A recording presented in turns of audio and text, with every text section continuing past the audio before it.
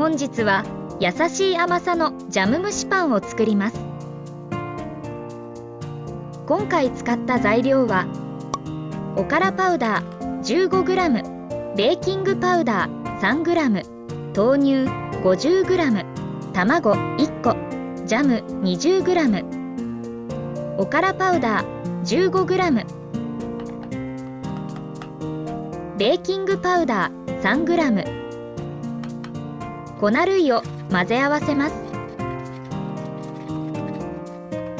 豆乳 50g、 卵1個、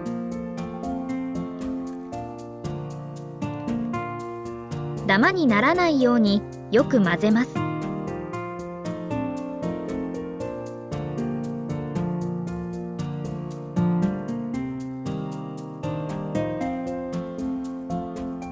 ジャム 20g。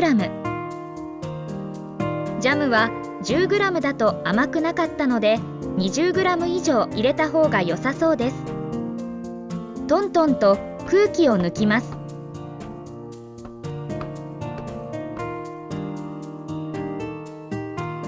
砕いたナッツを 10g トッピングしました。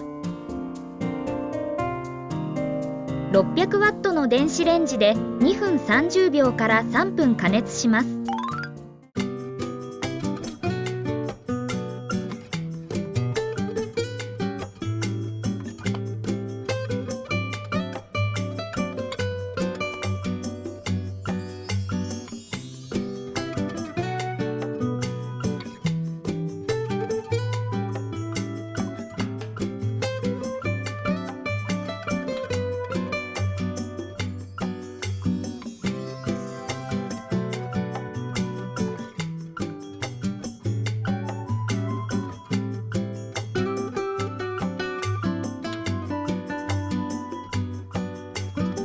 ジャム入り蒸しパンの完成です。